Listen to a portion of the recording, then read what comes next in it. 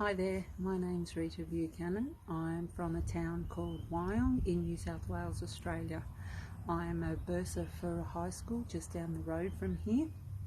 Just means I look after the finances of the school.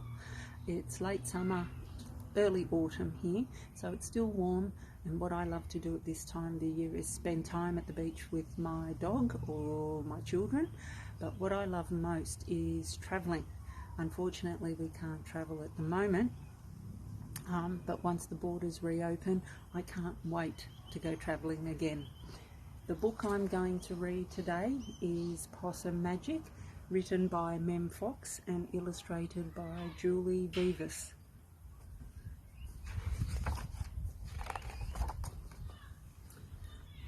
Once upon a time, but not very long ago, deep in the Australian bush lived two possums.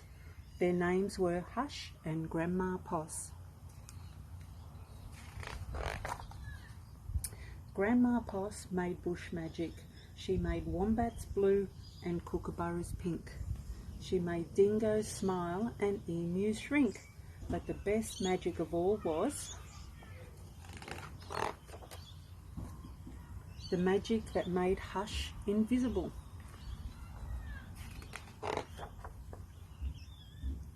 What adventures Hush had! Because she couldn't be seen, she could be squashed by koalas. There she is, being squashed by a koala.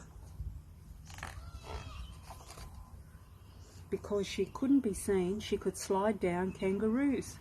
There she is, sliding down a kangaroo. Because she couldn't be seen, she was safe from snakes, which is why Grandma Poss had made her invisible in the first place.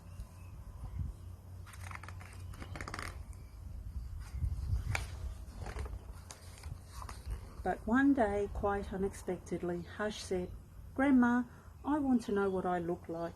Please, could you make me visible again?" "Of course I can," said Grandma Poss, and she began to look through her magic books.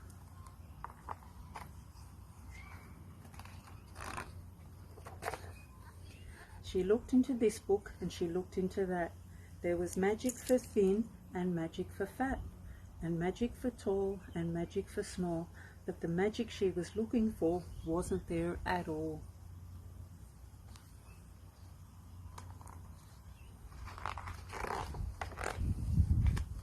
Grandma Poss looked miserable. "Don't worry, Grandma," said Hush, "I don't mind." But in her heart of hearts, she did.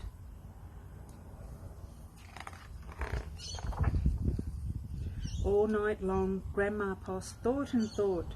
The next morning, just before breakfast, she shouted, "It's something to do with food. People food, not possum food. But I can't remember what. We'll just have to try and find it." So later that day, they left the bush where they'd always been to find what it was that would make Hush seen.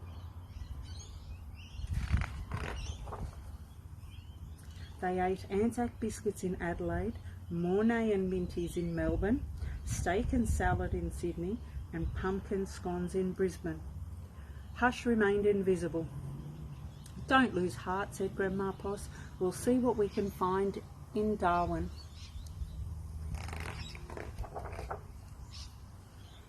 It was there in the far north of Australia they found a Vegemite sandwich. Grandma Poss crossed her claws and crossed her feet. Hush breathed deeply and began to eat. "A tail! A tail!" shouted both possums at once, for there it was, a brand new visible tail. See, there's Hush's tail.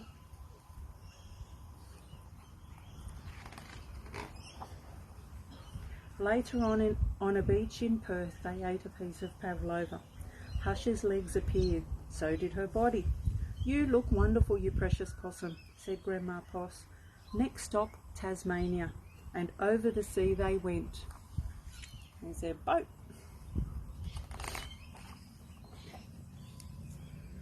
In Hobart, late one night in the kitchens of the casino, they saw a lamington on a plate.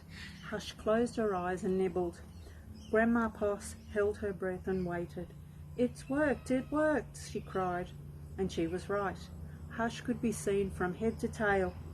Grandma Poss hugged Hush and they both danced. Here we go round the Lamington plate till early in the morning. There they are, having a dance.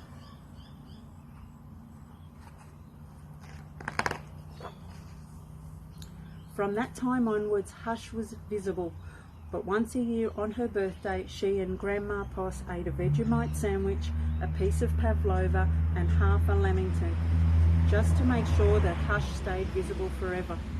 And she did.